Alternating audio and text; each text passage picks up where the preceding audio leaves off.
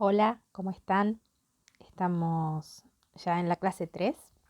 Vamos a empezar esta clase hablando de cómo alimentamos a las plantas, tanto en esta época que es casi llegando la primavera, como también después durante el resto del año.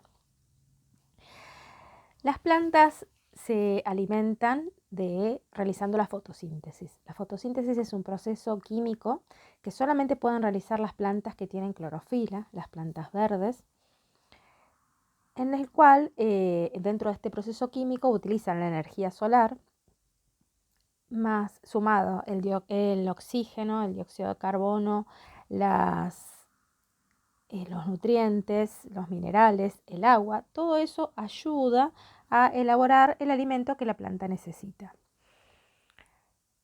Estos micronutrientes que vienen del suelo, los minerales, generalmente están en el suelo y se van reciclando y regresando al suelo cuando la planta muere. Todos los restos orgánicos se transforman en inorgánicos y regresan al suelo.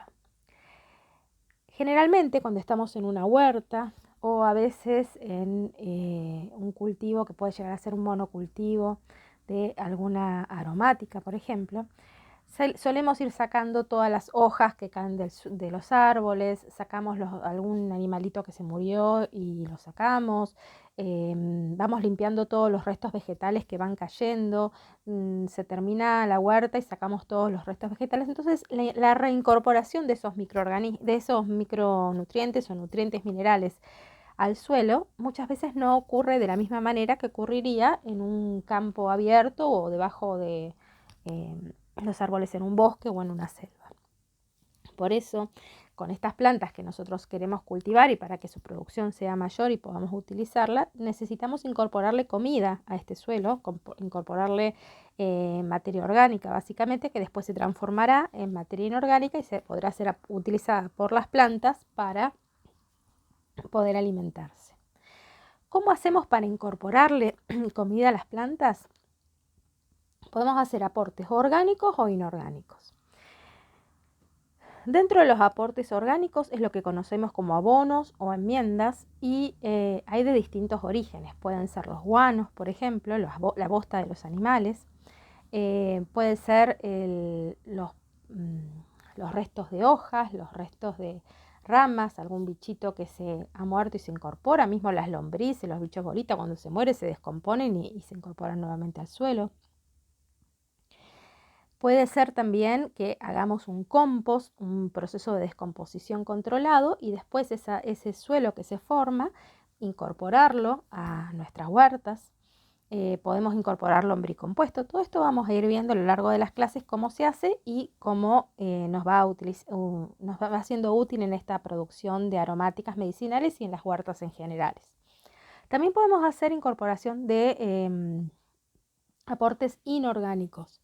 Cuando hacemos aportes inorgánicos, generalmente se llaman fertilizantes, como para diferenciar los nombres. Abonos serían orgánicos y fertilizantes serían químicos. Algunos son de la misma naturaleza. Si yo incorporo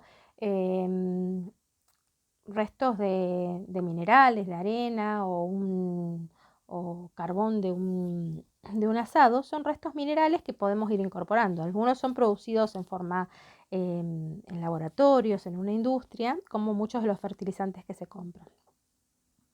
En general, los abonos son mucho más completos e incorporan un montón de más nutrientes que solamente un fertilizante que a veces incorpora 2 o 3 nutrientes y nada más. Siempre tratamos de, en las huertas orgánicas o agroecológicas, incorporar lo que se llaman abonos o enmiendas que tiene muchos más beneficios para el suelo y para el ecosistema en general. Son mucho más completos, más integrales.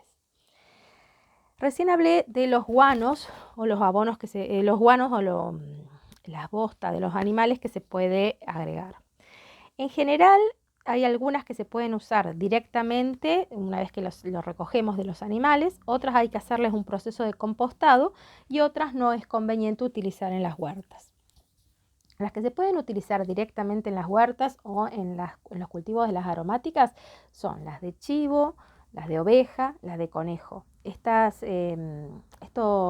restos animales uno lo incorpora en la huerta o al costado, alrededor de las aromáticas, y se van a descomponer rápidamente y no tienen una cantidad importante de nitrógeno y de amoníaco que vaya a lastimar estas plantas o las vaya a quemar.